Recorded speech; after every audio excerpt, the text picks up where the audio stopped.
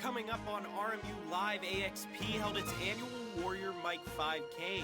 RMU Live's Morgan Torsia has the full story. Also, the Pope's historic visit to the U.S. ended in Philadelphia Sunday, but not before a few RMU students made the pilgrimage to see him themselves. And a busy week in sports, including an injury to the Steelers quarterback Ben Roethlisberger. All coming up next. Welcome back to RMU Live. Today is Monday, September 28th, 2015. I'm Eddie Sheet. And I'm Delaney Hassel. Here's what's happening now. Robert Morris University Athletics is mourning the loss of RMU's rowing head coach after she passed away this Saturday from lung disease caused by complications from Sjogren's syndrome. Midge McPhail was 50 years old and in her 10th season as head coach of RMU's women's rowing team. During her time at RMU, she helped oversee the program's transition to the Metro Atlantic Athletic Conference. A memorial service will be held this Friday at 10 a.m. at the Rogel Family Chapel on campus. Our condolences go out to the McPhail's family and friends. Over the weekend, the AXP fraternity held their third annual Warrior Mike 5K. Morgan Torsia has the full story. It was a big day here at Robert Morris University as the fraternity Alpha Chi Rho hosted their third annual Warrior Mike 5K in honor of their fraternity brother, Mike Frazier. This 5K is for one of our brothers who was in a diving accident 2 years ago. He had a spinal cord injury which left him paralyzed from the chest down. And since then we've been doing this 5K every year to help raise money for his treatments, rehabilitations. The run starts here on the front lawn, and then you go loop around campus. You go behind the football stadium, back through campus, down around by the parking lot, behind the soccer fields, back around the back of campus, down more hills, up more hills. It's a long one. The race kicked off with the Honoring of America led by John Twp. All of the runners were very excited to begin the 5K.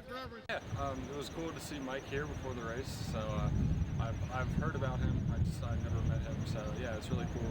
We really got to understand what we're supporting today. So. Of course, yeah. It's definitely nice to see him out here.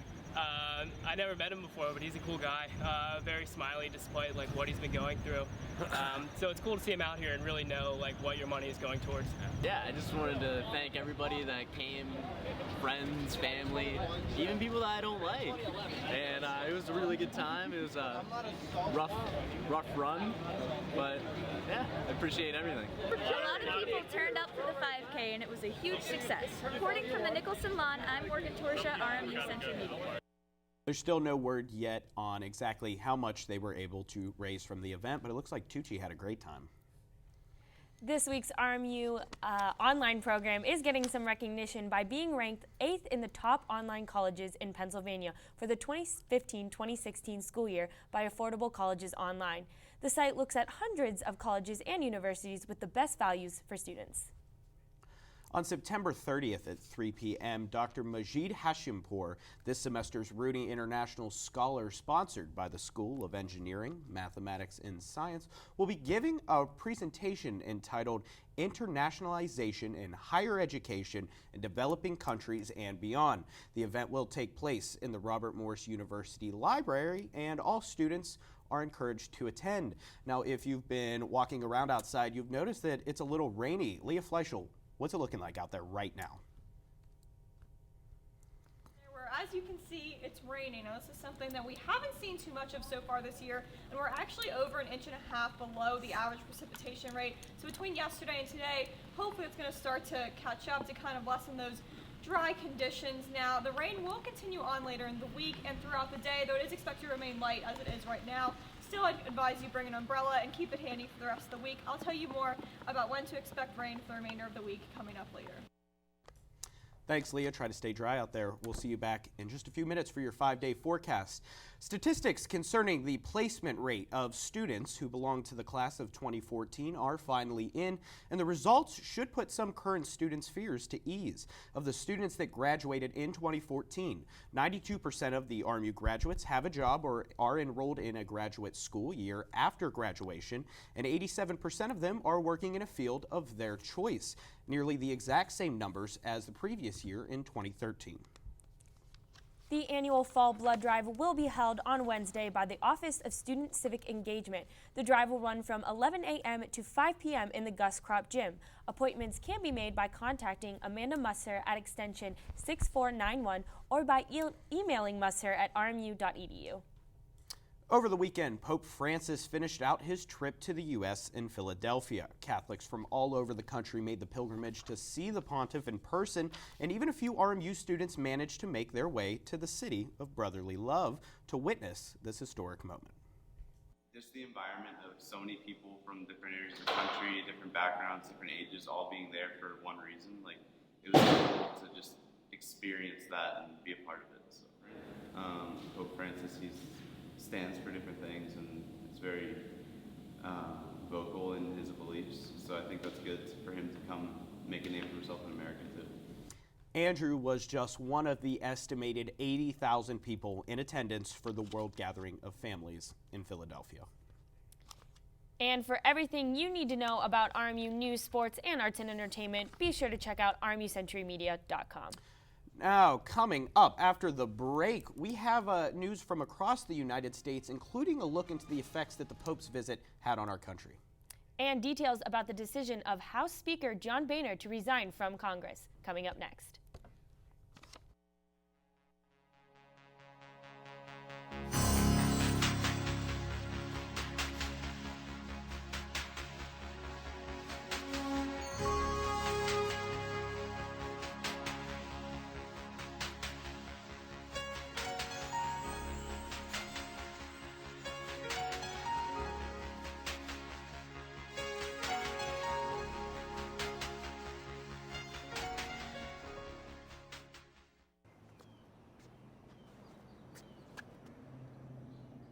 Here is my handle and here is my spout. When I get all steamed up, then I shout. Tip me over and pour me out. Oh. The smallest moments can have the biggest impact on a child's life. Cheers. Take time to be a dad today.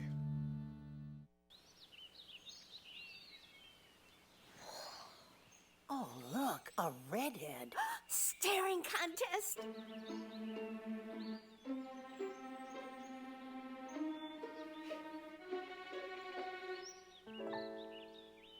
You still got it. I know. Come alive with the forest. The dad was cute.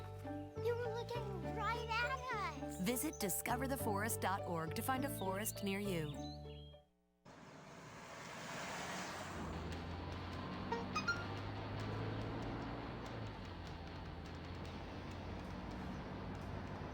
The average text takes your eyes off the road for nearly 5 seconds.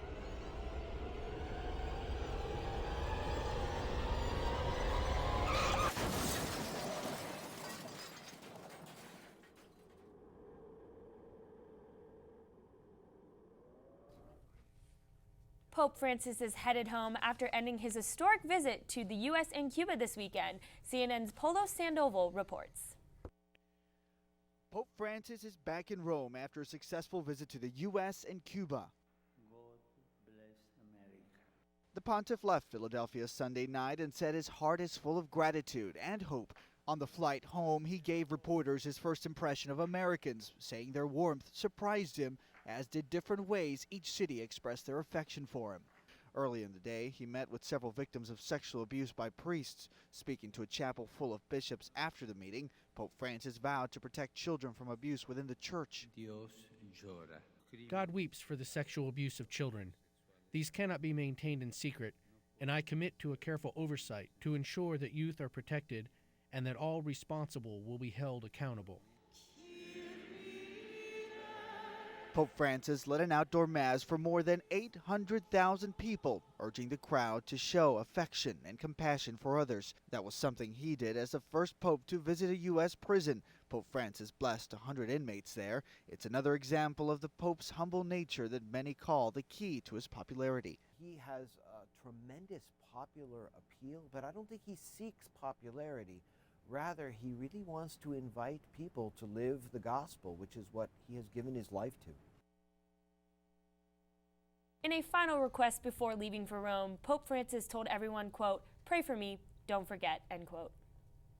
One Penn State University student has died and 6 others were left injured after a single vehicle accident in Chester County. Vitalia Sipo from Branford, Connecticut was pronounced dead at the scene. According to a statement from the university, the students were returning to State College after taking a trip to Philadelphia to collect donations for Thon, a student-run philanthropy that raises money for pediatric cancer. A 6-year-old girl died after she was hit by a suspected drunk driver in Shaler Township Saturday night. The girl was in a yard with her mother when they were both struck by 20-year-old Travis Grayson. Grayson was arrested because he showed signs of impairment and smelled of alcohol, and later admitted to drinking almost a dozen beers and smoking a bowl of marijuana before the accident. He said he was driving 55 miles per hour in a 25 miles per hour zone and said that he was, quote, "driving like a stupid idiot and drove irresponsibly," end quote. Speaker of the House John Boehner shocked the country when he announced his resignation nearly 3 months earlier than expected. CNN's Steve Nanis has the story. An emotional John Boehner told reporters turmoil in the House led him to decide it was time to go. I don't want my members to have to go through this. I certainly don't want the institution to go through this. And so, especially when, I knew I was thinking about walking out the door anyway. Boehner has been under pressure from conservatives in his own party to take a stronger stance in support of their issues, like blocking federal funding for Planned Parenthood. At the Values Voter Summit in Washington, GOP presidential candidate Ted Cruz credited the conservative movement for forcing Boehner's hand. Yesterday, John Boehner was Speaker of the House. You all come to town and somehow that changes. My only request is, can you come more often? Boehner reached his final decision after presiding over a rare joint session of Congress addressed by Pope Francis. The speaker had planned to resign at the end of the year, but he says the decision to step down early was a simple one. This morning I woke up and walked up to Starbucks as usual, got my coffee, and came back and read, and walked up to Pete's Diner and saw everybody at Pete's, and got home and thought, yep, I think today's the day. President Obama praised Boehner at a news conference and sent a message to whoever the next speaker will be. We can have significant differences on issues, but that doesn't mean you shut down the government. Talks about who will replace Boehner are already underway. In Washington, I'm Steve Nanis reporting. As of now, Representative Kevin McCarthy of California is the front runner for the race for the next Speaker of the House. World leaders are gathering today in New York City for the United Nations General Assembly. At the top of the agenda is the Syrian conflict. Russian President Vladimir Putin will have a rare discussion with President Obama to discuss the outline of his proposals. The Russians are allies with the Syrian President Bashar al-Assad. UN Secretary General Ban Ki-moon believes the situation in Syria should be referred to in the International Crime Court, saying there can be no impunity for, quote, atrocious crimes. He mentioned that Russia, the United States, Saudi Arabia, Turkey, and Iran are key to discovering a political solution. At this morning's session, President Obama, Vladimir Putin, Iranian President Hassan Rouhani, and French President Francois Hollande will be speaking for the first step in fighting the Islamic State is for President Obama and Vladimir Putin to put aside their differences. The cause of death of Bobby Christina Brown, the daughter of famed singer Whitney Houston, has been determined, but officials say they will not reveal the post-mortem results. Bobby Christina died at a hospice on July 26 at the age of 22, just 6 months after she was found unresponsive in her bathtub in Atlanta. Now, coming up next, what's going on in this week's Pittsburgh sports, Ben? With the loss of all-star quarterback Ben Roethlisberger. More on that after the break.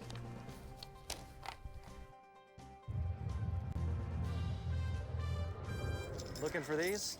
You drive Buzzed. It could be one very expensive ride. First, you gotta make bail. Then pay me to get your car back. Your insurance premiums will go through the roof. And my legal fees just keep adding up. All told, it could end up costing you $10,000. Buzzed, busted, and broke. Because buzz driving is drunk driving.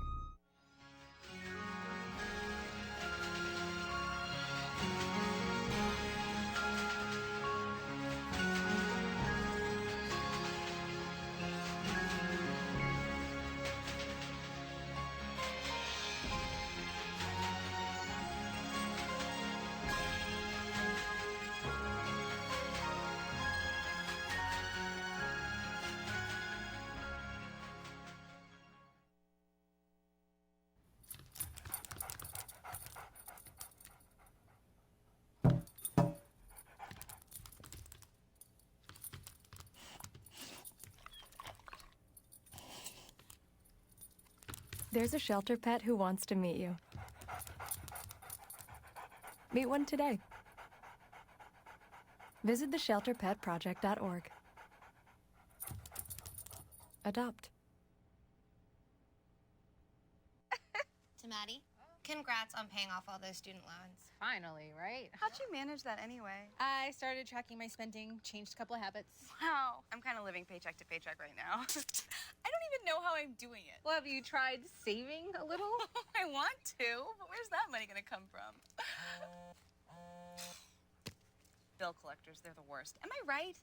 When it comes to financial stability, don't get left behind. Not home. Get tools and tips for saving at feedthepig.org. Welcome back to RMU Live. I'm Ben Kelkis with the latest in sports. After a pretty good past couple of days in the Berg, Steelers and Pirates fans suffered some serious disappointment Sunday during the third quarter of Sunday's game. Quarterback Ben Roethlisberger went down after Rams safety Mark Barron accidentally rolled into the leg of the 12-year veteran. The collision resulted in Roethlisberger tearing his MCL, an injury that will be catastrophic for the Steelers' season. The injury will sideline Big Ben for 4 to 6 weeks, but there are questions brewing about whether or not the hit on Ben was actually illegal. In 2009, NFL deemed below-the-knee hits on quarterbacks were illegal following Tom Brady's injury the previous year. While Barron meant no harm, Roethlisberger's hit, the hit was indeed below the knees. This is causing an uproar of anger within the Steelers fan base towards officials for not throwing a flag on Barron. Regardless on whether or not it should have been a flag, Ben will be sidelined for at least a month, and Michael Vick will be the play caller for the black and gold in Ben's absence. While Vick struggled to put points on the board, the Steelers were able to hold on with a 12-6 victory over the St. Louis Rams, thanks to a strong defensive performance. Adding on to this game's drama, before the game started, the turf was set fire due to a pyrotechnical issue, and the game was delayed for a half hour. It was a bad omen for things to come in St. Louis. The defensive battle featured only one touchdown scored by the returning Le'Veon Bell. The Rams were limited to just 258 total yards of offense and converted only 2 third downs out of 10 chances. Quarterback Nick Foles was intercepted late in the fourth quarter by Will Allen, which helped set up a game-clinching 41-yard field goal by Josh Scobie. The Steelers will head into Thursday night's home showdown with arch-rival Baltimore with one team leader back in Le'Veon Bell and one team leader sidelined for the time being. The Pirates had an exciting weekend in Chicago, but more to come with that later. That'll be all for sports. That's all the time we have. I'm Ben Kelkis. Now let's go over to Leah with the weather. All right, thanks so much, Ben. Now, today we're going to see temperatures still pretty warm. They might reach 78, but as of a couple hours ago, it was only in the mid-60s.